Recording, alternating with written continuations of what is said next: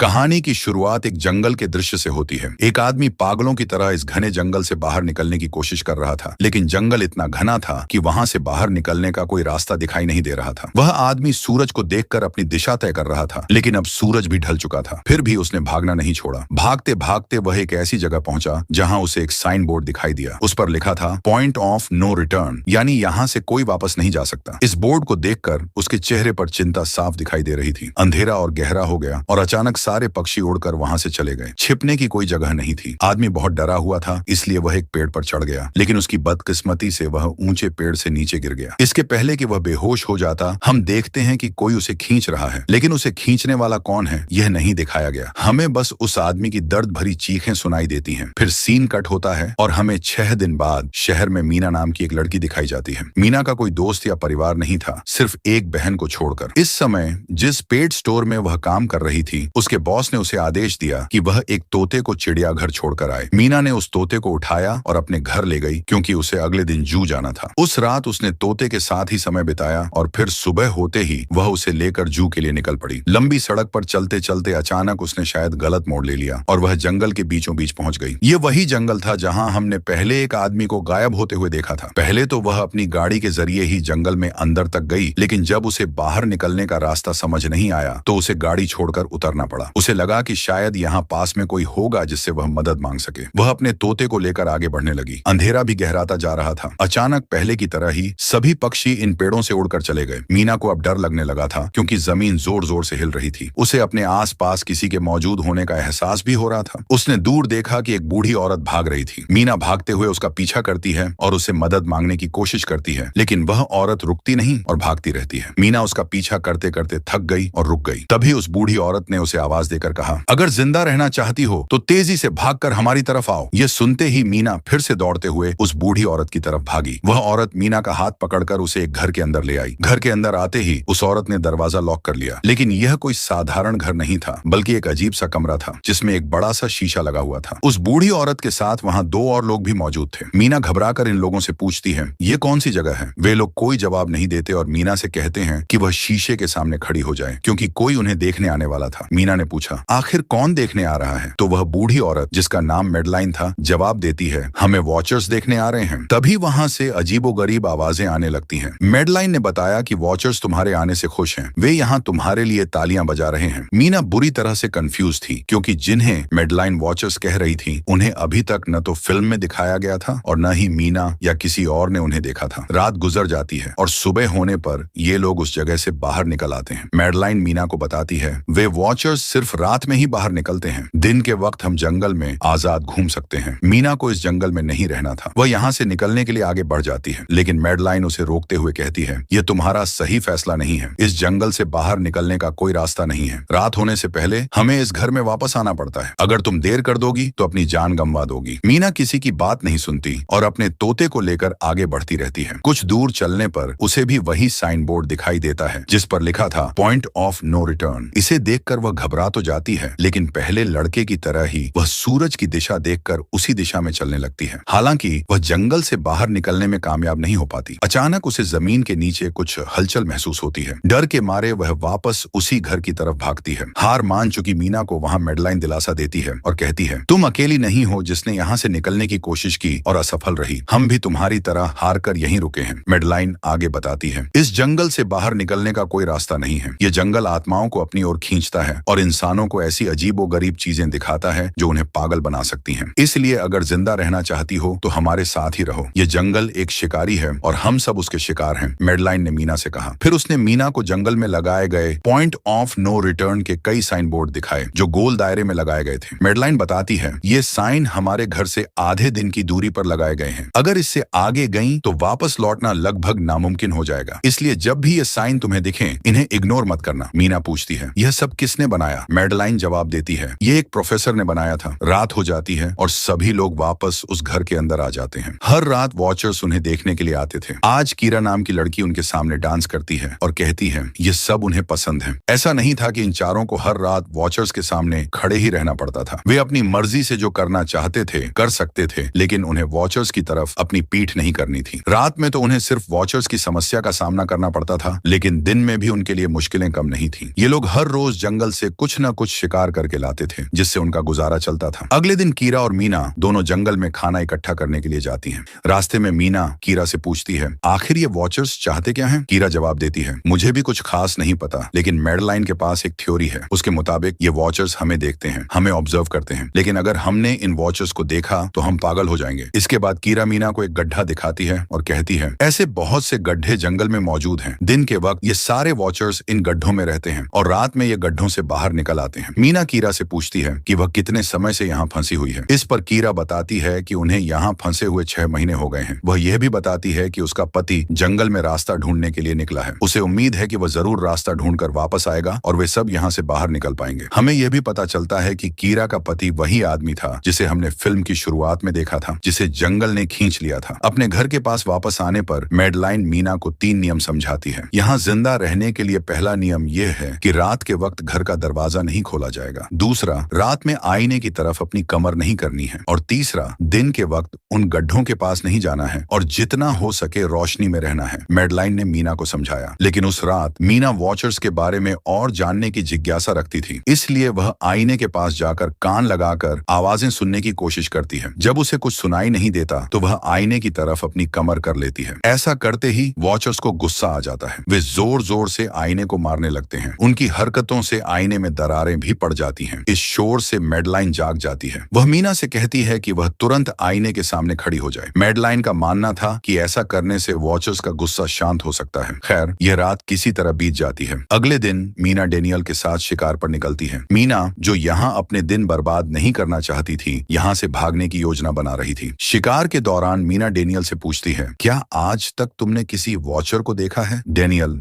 ना में जवाब देता है। तब मीना उसे समझाने की कोशिश करती है, मुझे लगता है कि ये सब मैडलाइन की बनाई हुई कहानियां हैं जिनमें वह हमें फंसा रही है। हमें जरूर इन गड्ढों को जाकर चेक करना चाहिए। शायद हमें यहाँ से बाहर जाने का कोई रास्ता मिल जाए। डेनियल, जो खुद भी यहाँ से बाहर निकलना चाहता था, मीना की बात मान लेता है। अब मीना एक रस्सी से खुद को बांधकर उस गड्ढे के अंदर उतरती है। रस्सी का दूसरा सिरा डेनियल ने पकड़ा हुआ था ताकि अगर मीना को कुछ हो जाए तो वह उसे तुरंत बाहर खींच सके। मीना गड्ढे के अंदर पहुंचती है जहां उसे बहुत सारे इंसानों का सामान मिलता है। वह समझ जाती है कि यह सामान उन लोगों का है जो पहले इस जंगल में फंसे होंगे। मीना उन सामानों को इकट्ठा कर लेती है। रस्सी की मदद से वह और डेनियल उस सामान को गड्ढे से बाहर ले आते हैं। लेकिन जैसे ही मीना गड्ढे से बाहर निकलने लगती है, उसे गड्ढे के अंदर किसी की उंगलियां दिखाई देती हैं। वह ठीक से नहीं देख पाती कि वह क्या था, लेकिन वह डर जाती है। दोनों उस सामान को लेकर वापस अपने सेफ हाउस आ जाते हैं। वहां मैडलाइन उनसे पूछती है, यह सामान तुम्हें कहां से मिला? मीना और डेनियल झूठ बोल देते हैं कि यह सामान उन्हें जंगल में पड़ा मिला है। मैडलाइन को इस जंगल में रहते हुए बहुत समय हो चुका था और वह जानती थी कि वह सामान जंगल से नहीं बल्कि गड्ढे से ही मिला होगा। वह मीना से बार बार पूछती रही, बताओ तुमने गड्ढे के अंदर क्या देखा? लेकिन मीना कुछ नहीं बताती। अब इन लोगों को गड्ढे से एक कैमरा भी मिल गया था जिसे उन्होंने सीसीटीवी कैमरा बना लिया। डेनियल और मीना इस कैमरे को घर के बाहर लगा देते हैं ताकि वे वॉचर्स को देख सकें। मैडलाइन उन्हें समझाती रहती है कि वे गलत कर रहे हैं, लेकिन ये दोनों उसकी एक भी बात नहीं सुनते। आज ये लोग वॉचर्स का इंतजार कर रहे थे ताकि उन्हें देख सकें। अभी तक वॉचर्स नहीं आए थे, लेकिन आज इनके साथ कुछ अजीब होता है। उनका दरवाजा खटखटाया जाता है। वे लोग कैमरे से देखते हैं तो वहां इंसानी टांगें दिखाई देती हैं। बाहर जो भी था वह कीरा के हस्बैंड की आवाज में बात कर रहा था। कीरा को लगा कि शायद उसका पति यहाँ से बाहर निकलने का रास्ता ढूंढ लाया है। वह जल्दी से उठकर दरवाजा खोलने जाती है, लेकिन मैडलाइन उसे रोक देती है और कहती है, तुम यह दरवाजा नहीं खोल सकती। मैं जानती हूँ वह तुम्हारा हस्बैंड नहीं है। कीरा को मैडलाइन की बातों पर यकीन नहीं होता, इसलिए मैडलाइन कहती है, तुम इसका इम्तिहान ले लो। तुम उससे कोई ऐसी बात पूछो जिसके बारे में सिर्फ तुम या तुम्हारा हस्बैंड जानता हो। कीरा बाहर खड़े इंसान से एक किताब के बारे में सवाल करती है जिसके बारे में उसे ही पता होना चाहिए था, लेकिन जब बाहर खड़ा इंसान कोई जवाब नहीं देता तो वे समझ जाते हैं कि यह वॉचर है। जब वे दरवाजा नहीं खोलते तो वॉचर बाहर लगे कैमरे को तोड़ देते हैं। अब सभी वॉचर गुस्से में आ चुके थे और वे इन लोगों के घर के बाहर लगे शीशे को भी तोड़ने वाले थे, लेकिन इन लोगों ने शीशे के सामने खड़ा होकर इसे रोक लिया। उनके ऐसा करने पर वॉचर्स ने शीशा तोड़ना बंद कर दिया और वे इन्हें मारने नहीं आए। रात को उनके साथ कई अजीब और गलत चीजें घटी, इसीलिए डेनियल और मीना ने फैसला किया कि वे मैडलाइन को सच बता देंगे कि वे गड्ढे में गए थे। ये सुनकर मैडलाइन बहुत गुस्सा हो जाती है क्योंकि उन्होंने एक नियम तोड़ा था। मैडलाइन उस घड़े से लाया हुआ सारा सामान उठाकर वापस उसी घड़े में फेंक देती है। अब ना चाहते हुए मीना भी वहीं रहने के लिए मजबूर हो जाती है। वक्त गुजरता गया, मौसम बदल गया और सर्दियां आ गईं, लेकिन अब तक ये लोग वहीं फंसे हुए थे। मीना हर रोज यहाँ से बाहर निकलने का रास्ता ढूंढने जाती थी, लेकिन उसे कोई रास्ता नहीं मिलता था। उसने एक नक्शा भी बनाया था। उसे यकीन था कि कभी तो वह यह नक्शा पूरा कर ही लेगी। सर्दियों की वजह से इन्हें खाना भी ठीक से नहीं मिल रहा था और खाना न मिलने के कारण इनकी मानसिक स्थिति खराब होती जा रही थी। इसी दौरान मैडेलाइन और डेनियल का झगड़ा हो जाता है, जिसमें डेनियल मैडेलाइन के साथ साथ मीना को भी बाहर छोड़कर गड्ढे के सेफ हाउस में लॉक कर देता है। अंधेरा होने वाला था और मैडेलाइन और मीना दरवाजा खटखटाती हैं। डेनियल से कहती हैं, प्लीज दरवाजा खोल दो, लेकिन वह दरवाजा नहीं खोलता। फिर अंधेरा भी हो जाता है और मजबूरन उन्हें अपनी जान बचाने के लिए एक घने दरख्त के नीचे खड़ा होना पड़ता है। अब उन्हें वॉचर्स के आने की आहट भी सुनाई दे रही थी। इस वक्त मीना और मैडेलाइन के साथ साथ हम ऑडियंस को भी इन वॉचर्स की एक झलक दिखाई जाती है। ये लोग लंबे, पतले और खतरनाक थे। अपने गढ़ों से निकलकर ये सब इंसानों को देखने के लिए इस सेफ रूम तक पहुंचते हैं। जब इन वॉचर्स को लगता है कि मीना और मैडेलाइन यहाँ नहीं है, तो वे उन्हें खाने के लिए जंगल में ढूंढने लगते हैं। लेकिन जैसे ही ये क्रिएचर्स दूर जाते हैं, मीना और मैडेलाइन को मौका मिल जाता है। दोबारा अपने सेफ हाउस तक आने पर इस बार वे जोर जोर से दरवाजा खटखटाते हैं और आखिरकार डेनियल उनके लिए दरवाजा खोल ही देता है। ये लोग घबराए हुए थे क्योंकि अब उन्होंने वो क्रिएचर देख लिया था। मैडेलाइन इन सबसे कहती है, मैंने तुमसे झूठ बोला था कि मैं यहाँ फंसी हुई हूँ। असल में मैं इन्हीं क्रिएचर्स की तलाश में यहाँ आई थी, क्योंकि मैंने किताबों में पढ़ा था कि ये सभी क्रिएचर्स परियां हैं, फेरीज हैं। लेकिन यहाँ आकर मैंने जब इन्हें देखा तो मुझे पता चला कि ये तो राक्षस हैं और साथ ही साथ काफी अक्लमंद भी। ये लोग भेस बदल सकते हैं। मैडेलाइन आगे कहती है, मैंने जिनको देखा था उन्होंने बिल्कुल मेरे जैसा रूप बना लिया था, बस उनके बाल थोड़े बिखरे हुए थे और उनकी आंखों के नीचे गहरे दाग थे। मैंने इनकी हरकतों से अंदाजा लगाया कि ये लोग हम जैसा बनने के लिए हर रोज कुछ सीखते हैं, इसीलिए ये हर रोज आकर हमें ऑब्जर्व करते हैं और जो काम हम करते हैं वैसा ही काम ये लोग करने लग जाते हैं। इनकी इन बातों के दौरान फिर से दरवाजे पर खटखटाहट होती है। ये क्रिएचर्स अब इनकी तरह बोल रहे थे। वे अंदर आना चाहते थे, लेकिन ये दरवाजा नहीं खोल सकते थे। अगर ये दरवाजा ना भी खोलते फिर भी क्या हो जाता? इन क्रिएचर्स में इतनी ताकत थी कि वे इस लोहे के दरवाजे को तोड़कर अंदर आ जाते। इन लोगों को कहीं छुपने का तरीका नहीं सूझ रहा था। सभी लोग भ्रमित थे, लेकिन अचानक नील की नजर फर्श पर पड़ती है। यहाँ फर्श थोड़ा ऊपर नीचे था। जैसे ही वह कारपेट उठाकर देखता है तो नीचे एक बंकर दिखाई देता है। ये लोग बिना वक्त गंवाए उस बंकर का दरवाजा खोलकर उसके अंदर चले जाते हैं और फिर बंकर बंद कर लेते हैं। ये लोग इस बात से हैरान थे कि यह बंकर इतने अरसे से यहाँ था और इन लोगों को इसका पता भी नहीं चला। इस बंकर के अंदर बहुत सारी सुविधाएं थी, हजारों दिन का खाना, बहुत सारे टीवी,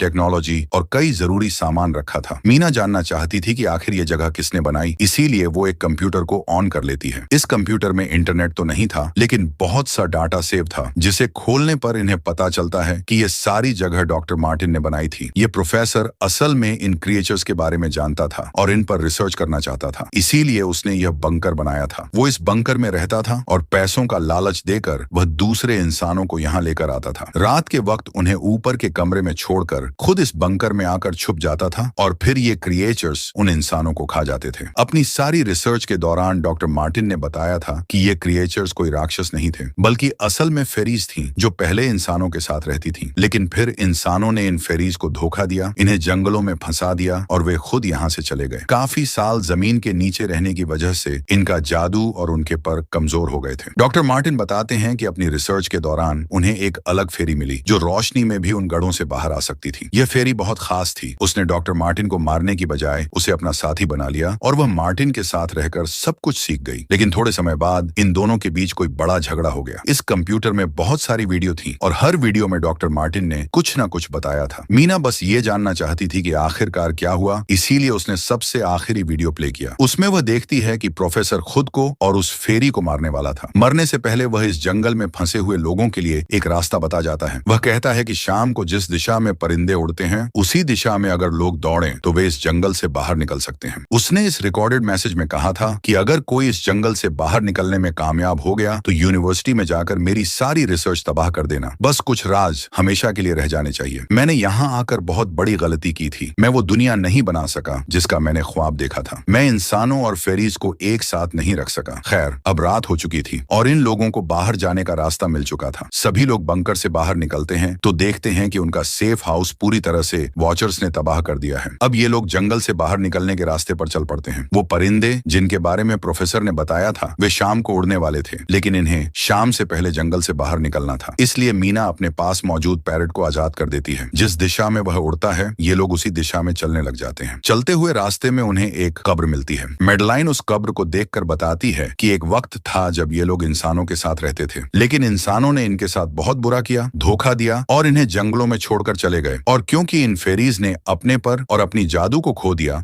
अब कभी वे इस जंगल से बाहर नहीं जा सकते। चलते हुए ये लोग एक नदी के पास पहुंच जाते हैं। अब इस नदी के जरिए ही वे इस जंगल से बाहर निकल सकते थे। शाम हो चुकी थी और वे फेरीज और वॉचर्स अब जमीन से बाहर निकलने लगे थे। इससे पहले कि ये लोग डॉक्टर मार्टिन की बोट में बैठकर यहाँ से दूर निकल जाते, डेनियल को अपना साथी जॉन मिल जाता है, जो जख्मी हालत में था। डेनियल उसकी मदद करने के लिए आगे बढ़ता है, जबकि बाकी लोग अपनी बोट में बैठ चुके थे। इससे पहले कि डेनियल वापस आता, ये लोग देखते हैं कि डेनियल, जिसकी मदद करने के लिए वह गए थे, कोई इंसान नहीं बल्कि रूप बदलने वाली फेरी थी, जिसने अब उनकी आंखों के सामने डेनियल का रूप ले लिया था। ये सब लोग डेनियल के लिए कुछ नहीं कर पाते और उस फेरी ने डेनियल के माथे पर एक निशान बनाकर उसे मार डाला। उन्हें पता चलता है कि फेरीज अब यह पार नहीं कर सकते। अंत में ये लोग खुद इस नदी को पार कर शहर तक पहुंच जाते हैं। सीन कट होकर अब हमें दिखाया जाता है कि मीना डॉक्टर मार्टिन के कहे अनुसार उनकी यूनिवर्सिटी में आई है ताकि उनका सारा डाटा खत्म कर सके। लेकिन इससे पहले कि वह उनका रिसर्च डिलीट करती, उसे एक नई जानकारी मिलती है। वह जान पाती है कि जब हजारों साल पहले इंसान और फेरीज एक साथ रहते थे, तब उनकी शादी भी हुआ करती थी। ऐसे इंसान और फेरीज के बच्चे भी हुए थे जिन्हें हाइब्रिड कहा जाता था। उसे यहाँ यह बात भी पता चली कि मैडलाइन जो वहाँ मिली थी, वह कोई और नहीं बल्कि प्रोफेसर मार्टिन की पत्नी ही थी। वह कंफ्यूज हो जाती है और सोचने लगती है कि मैडलाइन ने उसे ये बातें क्यों नहीं बताई। इस सारी कंफ्यूजन को शेयर करने के लिए वह कीरा के पास जाती है और उसे बताती है कि जिस मैडलाइन से हम जंगल में मिले थे, वह असल में प्रोफेसर मार्टिन की पत्नी थी। लेकिन उसने हमें यह सच्चाई इसलिए नहीं बताई क्योंकि वह एक इंसान नहीं बल्कि एक भेस बदलने वाली फेरी थी। ये सुनकर कीरा हैरान हो जाती है। असल में काफी सालों पहले प्रोफेसर की पत्नी मैडलाइन लंग्स कैंसर की वजह से मर गई थी। प्रोफेसर उनसे बहुत प्यार करते थे और वह उनके साथ ही रहना चाहते थे। फिर प्रोफेसर को इन भेस बदलने वाली फेरीज के बारे में पता चला। अपनी पत्नी की फोटो दिखाते हुए उसने उस फेरी को मैडलाइन जैसा बना दिया। अभी मीना ये सारी बातें बता ही रही थी कि एकदम से उसे पता चलता है कि वह ये सारी बातें कीरा को नहीं बल्कि मैडलाइन को ही बता रही है, जिसने इस वक्त कीरा का भेस बदला हुआ था। जैसे ही असली कीरा वहां आती है, मैडलाइन उसे बेहोश कर देती है और फिर वह फौरन मीना पर हमला करने के लिए आगे बढ़ती है ताकि उसका राज राज ही रहे। इससे पहले कि वह मीना को मारती, वह उसे कहती है, मैं इकलौती थी जो जंगल में सबसे अलग थी। वहाँ सारी फेरीज मेरा मजाक उड़ाती थी। मैं दिन के वक्त भी बाहर निकल सकती थी। इसी गुस्से में उन्होंने मुझे वहाँ से बाहर निकाल दिया। तब मीना उसे कहती है, तुम अलग नहीं थी, तुम बहुत ज्यादा खास थी। असल में तुम हाइब्रिड हो, आधी इंसान और आधी फेरी हो। इसी वजह से तुम फेरीज के साथ भी रह सकती हो और इंसानों के साथ भी। और यही वजह है कि तुम उस जंगल से बाहर निकल आई। मीना का सारा सच बताते ही एकदम से मैडलाइन के पास उसके पैर और उसके जादू वापस आ जाते हैं, जिसके बाद वह मीना को वहीं छोड़कर वहां से उड़ जाती है। अब कहानी कुछ हफ्तों बाद की दिखाई जाती है, जहां मीना अब अपनी बहन के पास गई है। जंगल और फेरीज वाले सारे वाकये के बाद वह काफी डर गई थी और अब वह अपनी बहन के साथ ही रहना चाहती थी। उसने अपनी बहन को बताया, मुझे लगता है कि वह फेरी अभी भी मेरा पीछा करती है। तब मीना की बहन उसे कहती है, तुम डरो नहीं, कुछ नहीं होगा। और कहानी के आखिरी सीन में हमें एक बच्ची को दिखाया जाता है, जो कि इस वक्त भी मीना के घर के नीचे ही थी। यह कोई और नहीं बल्कि वह फेरी मैडलाइन ही है, जो इनकी दुनिया में इस बच्ची के रूप में रह रही है। और इसी को दिखाते हुए यह कहानी यहाँ खत्म हो जाती है।